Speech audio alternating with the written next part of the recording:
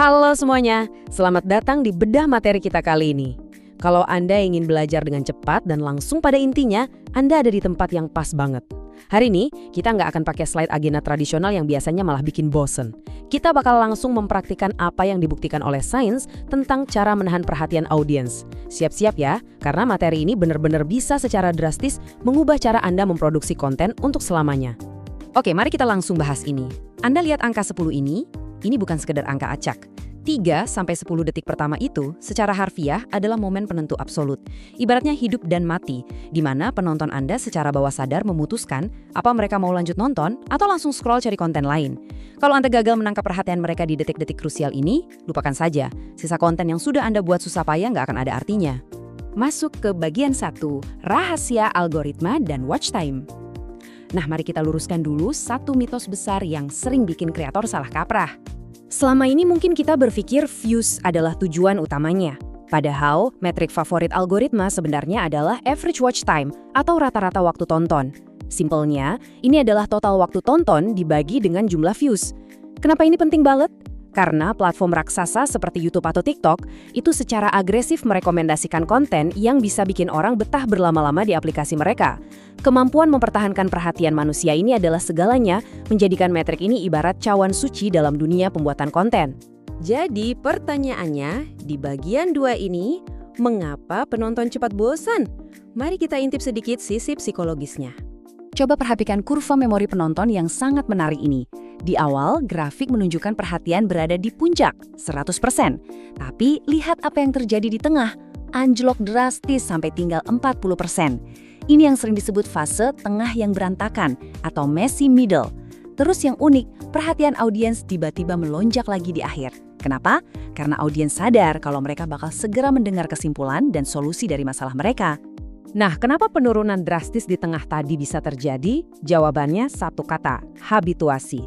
Ini adalah proses psikologis di mana audiens mulai terbiasa dengan stimulus konstan. Bayangkan Anda disuruh terus-terusan menatap dinding kosong. Otak Anda pasti cepat bosan kan? Begitu juga audiens Anda. Kalau stimulusnya terasa monoton, otak mereka secara otomatis akan tune out. Jadi, kita butuh sebuah intervensi yang terstruktur untuk terus memompa level dopamin mereka dari awal sampai akhir. Lanjut ke bagian ketiga, naskah sebagai cetak biru. Disinilah letak solusinya. Berdasarkan data dari Wistia State of Video 2024 di layar, perbandingannya cukup brutal ya. Konten yang murni improvisasi tanpa naskah itu cenderung bertele-tele, kurang fokus, dan ujung-ujungnya penonton kabur. Sebaliknya, konten dengan struktur bernaskah terbukti punya retensi penonton 2-3 kali lebih tinggi. Dan yang paling asyik, kalau Anda menganggap naskah sebagai cetak biru arsitektur, Anda bahkan bisa memangkas waktu editing sampai 50%. Gila kan? Tentu saja, bikin naskah yang efektif itu ada rumusnya. Dan kita bisa pakai komponen klasik 5W plus 1H. Anda harus benar-benar tahu what atau apa jenis videonya, who atau siapa target audiensnya, why apa tujuannya, where lokasinya di mana, when atau berapa lama durasinya, dan hal bagaimana eksekusi dialog serta transisinya. Cukup dengan menjawab pertanyaan-pertanyaan ini secara tertulis sebelum mulai syuting, Anda sudah menjamin pesan utama Anda nggak akan melenceng. Masuk ke bagian keempat, formula FET dan 3 babak. Ini saatnya kita memetakan cetak biru psikologisnya.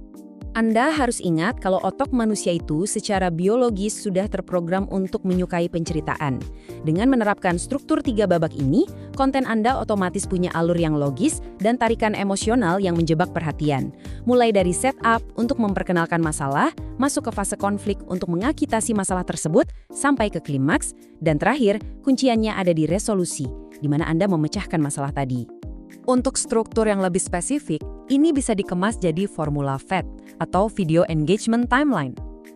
Mulailah dengan intro yang langsung memenuhi janji dari judul Anda. Jangan ditunda. Lalu kasih sedikit branding, bingkai masalahnya untuk ngasih konteks, dan tutup dengan solusi plus call to action.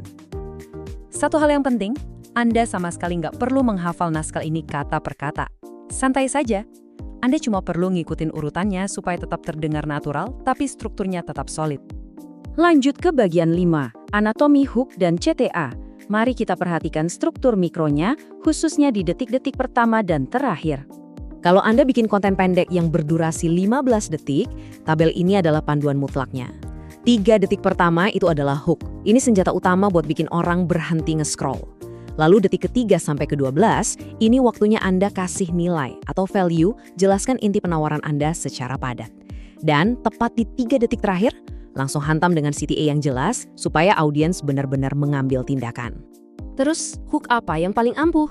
Poin krusialnya adalah menyesuaikan hook psikologis yang pas dengan target audiens Anda. Kerangka yang udah terbukti sukses itu seperti menciptakan urgensi, mengundang keingintahuan dengan pertanyaan menarik, menawarkan solusi masalah, pamer bukti sosial, atau ngasih penawaran kejutan. Kalau Anda pakai hook yang tepat, Anda bisa dengan mulus menggiring penonton masuk dengan aman ke bagian nilai dari konten Anda.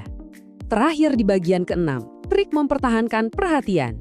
Kita akan membahas solusi pengeditan untuk melawan masa tengah yang berantakan tadi. Masih ingat soal habituasi penonton yang bikin mereka gampang bosen tadi? Cara paling gampang buat melawannya adalah dengan trik editing yang disebut pattern interrupts atau pemutus pola. Coba sesekali zoom in atau zoom out, ganti sudut kamera, kasih efek suara mendadak, munculkan teks dinamis, atau pakai footage B-roll. Dengan rutin mengganti stimulus visual dan audio ini, Anda secara aktif sedang meriset ulang rentang perhatian penonton dan mengusir rasa bosan mereka. Taktik selanjutnya, ini murni peretasan neurologis, trik dopamin. Kalau Anda menggoda penonton dengan sebuah reward atau mengajak mereka berpartisipasi di awal, Anda itu sedang membangun antisipasi. Dan tebak apa yang terjadi? Antisipasi ini melepaskan dopamin di otak penonton, bikin mereka tanpa sadar mau berusaha ekstra untuk terus fokus menonton karya Anda sampai detik terakhir. Yang akhirnya membawa kita ke penghujung bedah materi kali ini. Semua cetak biru dan trik psikologis ini sekarang udah di tangan Anda. Jadi, apakah karya Anda selanjutnya akan jadi sebuah mahakarya retensi yang terstruktur rapi dan menaklukkan watch time? Atau cuma akan jadi tayangan numpang lewat yang langsung ditinggalkan orang? Pilihannya ada di tangan Anda. Yuk, mulai nulis naskahnya dari sekarang. Halo.